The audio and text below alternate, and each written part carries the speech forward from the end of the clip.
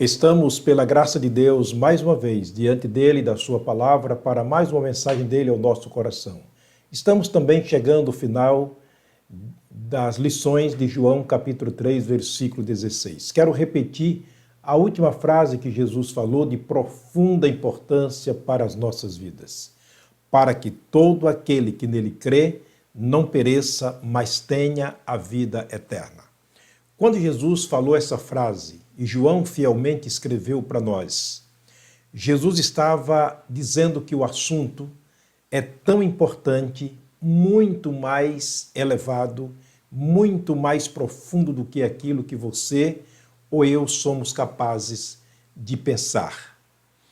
Porque Deus amou o mundo de tal maneira que deu seu Filho unigênito, para que todo aquele que nele crê não pereça, mas tenha a vida eterna. Jesus, ao terminar essa frase, ele acrescenta no versículo 18 as seguintes palavras: mas quem não crê já está condenado. É uma declaração de vida e morte. Vamos analisar profundamente essa frase que Jesus usou ao terminar sua pregação em João capítulo 3, versículo 16. Como seres pensantes que somos, vamos pensar em alguns fatos que são importantes para nós dentro deste contexto, dentro dessa frase, dentro dessa palavra do Senhor Jesus. Primeiro, tudo que Deus criou deixará de existir um dia. As árvores, as aves, as plantas, os animais, os peixes, os répteis, os anfíbios, a natureza, o céu e a terra, tudo isto um dia deixará de existir. Somente o ser humano jamais deixará de existir. Permaneceremos para sempre, porque fomos feitos almas que vivem, ou seja, a alma que vive. Fomos feitos seres eternos, feitos e criados à imagem e semelhança de Deus. Onde nós estaremos? Em segundo lugar, onde nós estaremos em espírito logo após sairmos daqui. Interessante que quando morre um animal, tudo desaparece. O cavalo morre, desaparece, o boi morre, desaparece, a ovelha morre, desaparece, uma planta morre, desaparece, uma árvore morre, desaparece, porém o ser humano não. Porque a natureza e as demais coisas criadas por Deus têm apenas vida, existência. O ser humano não. O ser humano tem dentro de si um espírito, logo somos espírito. E por isso permaneceremos para sempre. Portanto, depois da morte, onde compareceremos em espírito? Essa é uma questão que pesa muito quando começamos a pensar sobre ele. Vamos ver alguns textos bíblicos que nos ajudarão muito a compreender essas questões. E como aos homens está ordenado morrerem uma vez, vindo depois disto o juízo.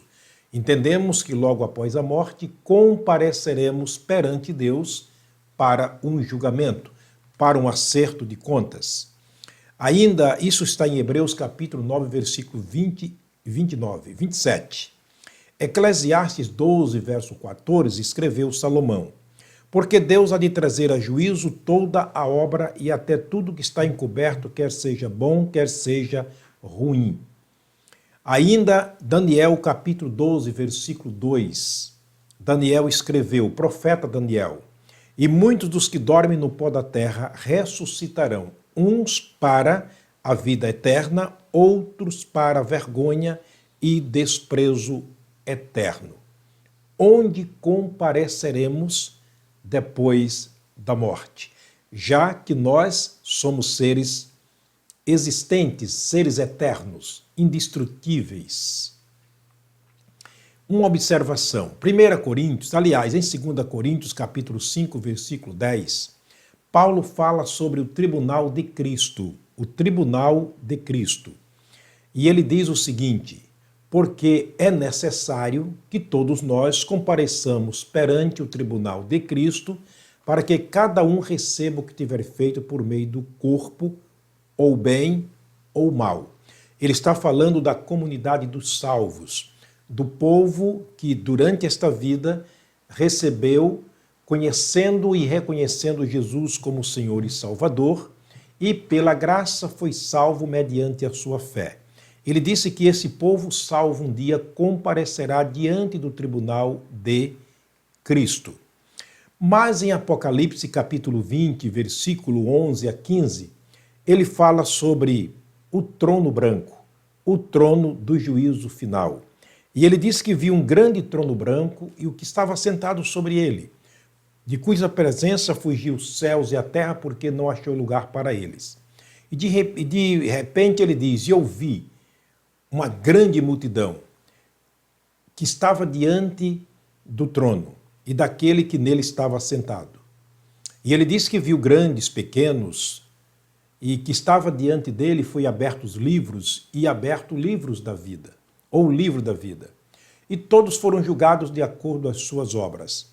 Ele termina o texto dizendo que aquele cujo nome não está escrito no livro da vida foi lançado para o lago ou para dentro do lago de fogo. Ele está falando do julgamento final de todas as pessoas que durante o tempo da graça não reconheceram e nem receberam Jesus como Salvador. Eis aí dois lugares onde iremos comparecer perante Deus, de acordo com o que disse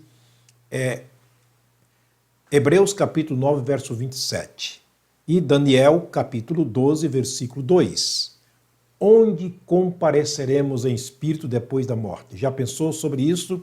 É um fato importante. Jesus falava exatamente deste momento, quando ele dizia para que todo aquele que nele crê não pereça, mas tenha a vida eterna. Mas ainda em Atos capítulo 17, versículo 30 e 31, escreve o evangelista Lucas, movido pelo Espírito de Deus, as palavras do próprio Deus concernente a este assunto. Ele diz, mas Deus, não tendo em conta os tempos da ignorância, anuncia agora a todos os homens e em todo o lugar que se arrependam, porque tem determinado um dia em que com justiça há de julgar o mundo, e disso deu certeza a todos, ressuscitando dentre os mortos. Veja a seriedade do texto. Deus não tendo levado, ou seja, não levando em conta os tempos que vivemos ignorantemente, sem o verdadeiro conhecimento da verdade dele, ele anuncia agora a todos os homens e em todo lugar.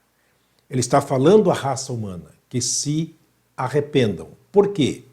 Porque Deus determinou um dia em que com justiça há de julgar o mundo.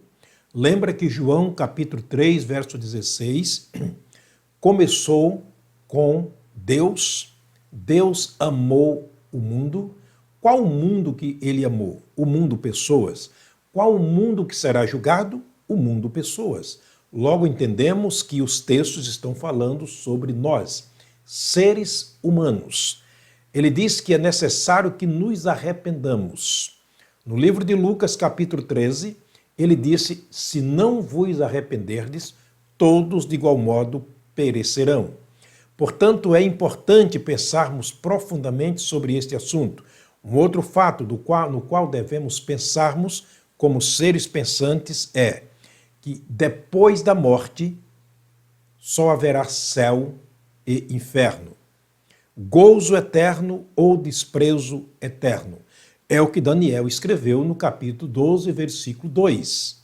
E muitos dos que dormem no pó da terra ressuscitarão, uns para a vida eterna, outros para vergonha e desprezo eterno.